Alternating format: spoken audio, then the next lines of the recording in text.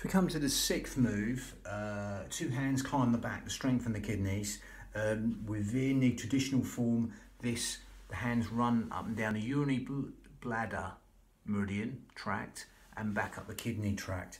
It's more of just a basic motion, uttanasana move in yoga, coming down and up, or like a Pilates roll down, up and down, flexion and extension of the spine. As of all kidney bending exercises, they help the kidneys, etc. So that's more traditional, with electromagnetic rivers, the meridians and organs and emotions linked to them. Not going too far down that. We're going down the path of Pilates yoga and hypnotherapy with the breath, a bit of a mixture of the breath in a breath synchronized vinyasa manner with emotions. So don't get too caught up on it. You don't have to knowledge, you just feel the benefits as you do it, like just, feeling good. It's just mind candy. Don't get too caught up. So again, just motion. That's all it is. Movement's good, whatever it is, and with whatever breath. So straight in, we're going to zip up pelvic floor, scoop out your abdominals, take the navel towards the spine, and just start with the breath. Okay, nature's rule, not mine, just to find our balance with the breath before we start. So we're going to breathe in through the nose and exhale through the nose. So we're going to exhale through pursed lips. Let's start with that. Keep it simple. So we're going to breathe in through the nose and exhale through pursed lips. So the usual Pilates breath. Okay, zip up pelvic floor, scoop out your abdominals, navel towards the spine. Okay. If you want to sort of have a little bit of awareness of what's going on there with the internal muscles, because sometimes it can be a bit like an amnesia. If you don't know these muscles are there, you can't use them in the correct manner. If you know they're there, you can use them in the correct manner. So just to see where the muscles are, bit of an awareness workshop moment. We just get the thumbs touching across the B-line of the body. The B-line from the hips come in here and they meet. That is the end of the pelvic floor, which links onto our corset muscle 3 layers deep, wrapping around our spine, the transverse abdominis. Okay, as we gather in, take the navel towards the spine, zip up pelvic floor. We just consciously engage their muscles. One won't go without the other though. As you can see from here, as you go back to the B-line, bikini line, belt line, we're going to call that, from the top of the hips here, cough or sneeze, everything's going to come in. You find they go together as you do that. Okay, so again, take your hands away there. Just simply zip up pelvic floor, scoop out your abdominals, breathing through the nose, and exhale through pursed lips. If you're sort of blowing out a candle through pursed lips, that exhale will work like a cough or a sneeze also. Help you also zip up pelvic floor and scoop out your abdominals. Now, as you're doing that now, you'll feel that breath coming low and deep to these fish gills, 3D style, organ deep, cell deep, even bone marrow deep, into these lower lobes of lungs, intercostals, the ribs, anywhere but the stomach. So we can use our transverse abdominis, the corset muscle, in the most efficient manner, helping us breathe anywhere but the belly button, helping us breathe into these lower lobes of lungs. It's what we call lateral thoracic breathing in Pilates. Helps us use the pelvic floor and that corset muscle we're talking about, the transverse abdominis, in the most efficient manner, helping us breathe anywhere but the belly button, helping us breathe into these lower lobes of lungs, the intercostals, the ribs, anywhere but the stomach. Lovely. So as you do that, you'll even, as I'd say, the analogy of opening an umbrella inside your rib cage. Someone's opening that umbrella inside your rib cage and letting go, or someone's just pushing out from inside your ribs and letting go. You'll feel that happening inside the ribs. Okay, as if someone's opening an umbrella inside your rib cage and letting go, or someone's just pushing out from inside your ribs and letting go.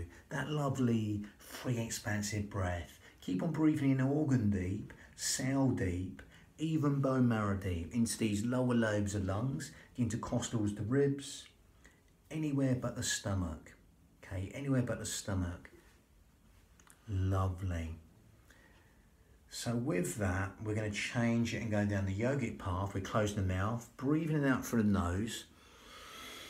As you still zip up pelvic floor and scoop out your abdominals, and then go out through the nose instead of pursed lips. And that'll make it a little bit more yogic in a way, that more filtering breath. Through that smaller filter through the nose, that filters the breath even more and helps us lengthen the breath longer in a more sort of yogic manner. Okay, more cleansing breath. That will help lengthen the whole will cycle of the breath. Okay, and as you do that, you will naturally feel the out breath wants to fall longer than the in breath. So just simply allow that to happen without even trying, or try not to try. Allow that to happen. And then consciously take your mind to that out breath. Okay, rather than the breath breathe you, you're going to breathe the breath. You take your mind to that out breath and consciously elongate the out breath longer than the in breath. Okay, quadruple it, double it, triple it, whatever you like. Make it longer than the in breath within your limits without forcing anything. Okay. And allow that simplicity to relax the mind. And as you do that, that will benefit the parasympathetic nervous system. Okay, all the things you don't think about, sleep, digestion, rest, and relaxation, will be benefited by elongating the out breath longer than the in breath. Okay, even cellular communication, organ communication and function, process elimination and assimilation with the body. Many, many things you don't think about. That renewal of the body will be benefited by elongating the out breath longer than the in breath. So that brings in the sort of hypnotic responses. Okay, again, you could be breathing in for 7, exhaling for 11. Everyone's count will be different. Not that we're counting anything. And that will bring in them hypnotic responses in the way that the in breath's conscious thought, the out breath is subconscious thought. So by extending the out breath within our limits, longer than the in breath, the out breath longer than the in breath, we're just allowing that relaxation to come in towards the body. Takes out that logical mind into that sort of trance-like, relaxed, natural hemisphere of the brain. Okay, now again, you don't have to know that, you just breathe as you still keep on zipping up pelvic floor and scooping out your abdominals. If you want to take this on a little bit further and make this a little bit more advanced yogic breath, to Ujjayi breath, optional. If you can't get it, don't worry, carry on breathing as you are, because that's more than good enough. But if you want to go further, you grip at your esophagus and create our Ujjayi breath, victorious breath in Sanskrit. So again, the only way is to demonstrate that as you breathe in and you exhale.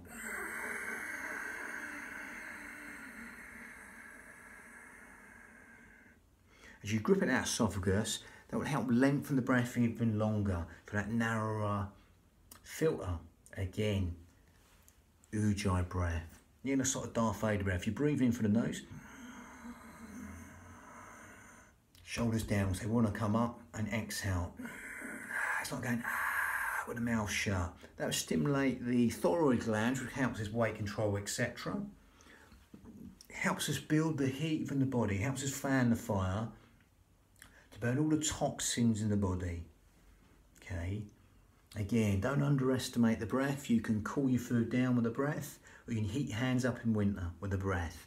Okay, so again, consciously focus on the breath in a certain manner will help you build the heat in the body. Fan the fire to burn all the toxins in the body. Lovely. But again, if you can't get that, just carry on breathing naturally like we did. As you zip up pelvic floor and scoop out your abdominals. Very near Ashtanga breathing, Ujjayi breath, seashore breath there. Okay, that lovely, soft, silky, whistling, raspy sound from the back of the throat. Lovely. So again, Ujjayi breath or not, we're going to link that. We're going to calibrate and synchronize and integrate that with emotion in a sort of breath synchronized manner, vinyasa in Sanskrit. So with this, a nice simple motion. It's just basically flexion of the spine and breathing in as we touch the meridians coming down the outside of the legs, the urinary bladder tract, coming up the inside of the body. Okay, now again, I'm going to add some Iyengar yoga principles of levels, modifications, if you like. Obviously, you've got really bad back problems, you might want to just separate the legs. You're going to make it a little bit harder on the flexion, yeah, and you're fine. Then you can have the feet together. You can straighten your legs but not lock them, or soften the knees, but no further than knees in line with toes again. You know, like Utkatasana really, the fire posture nearly. But again, I would go no further than knees in line with toes. Okay, option. If you want to support the hands here, instead of going down the outsides of the legs, you can do that as well. If you've really got problems in your back. Okay, but again, I'm going to demonstrate the whole breathing pattern of the spine here. Flexion, extension. But again, this is the motion. So I'm just going to, the battery saying it's low, to get rid of that. So again, hands start here, Shinsu on the kidneys, okay. You breathe in to prepare. Now again, I'll start here, wider, and you're going to exhale down. We'll keep the legs bent, go to the modified version, exhaling down, no further than knees and arm and toes I would go, outside of the legs, breathing up the centre line of the body for the inside, and exhaling down, allowing that essence to come down from the sky that nourishes the body. Okay, we go on which bit to lengthen in a minute with the breath. So breathing in, palms to here, exhaling down. It's going to be long, this breath. If you need to support yourself, then support yourself here. Forget this coming down the outsides, you know, and don't come down so low. Exploit the range, speed and tempo to suit your ailments and your body. Otherwise, you're exhaling down the traditional way. Yawny bloody tracks down here. Knees not coming further than toes. Breathing up the centre line a bit sharper. This bit, as you allow the shoulders to drop, exhale down, nice and slow. If you get there before the out breath finishes, because you'll lengthen the out breath, then just allow it to carry on exhaling. Then breathe in here. Exhaling down. If you make it a little bit harder, you can just not soften these so much, straighten them but not lock them, or you can bring the legs in. Same deal. Exhaling down, breathing in, coming up a little bit sharper through the crown. Exhaling down. Remember the motion on the exhale is going to be longer time on that. Okay, breathe in, hands to here. Gather in, think tiny waist, especially as you collapse inwards, navel towards the spine as if you've got a little ripcord behind your belly button, pulling in towards the spine, that magnet on your spine, pulling the belly button in, as you exhale down, nice and long. Only come down as deep as you like. If it's to here, that's fine, otherwise it's here. Breathe in a bit sharper, shoulders will drop. Exhale down, slow, slow, slow, slow, slow, slow, slow with the exhale. Breathing hands towards the back and then follow again.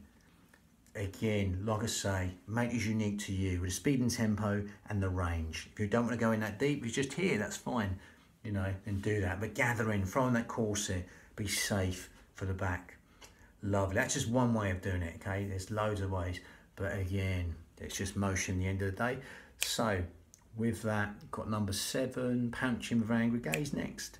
That was number 6. 2 hands climb the back, the strength of the kidneys, bang.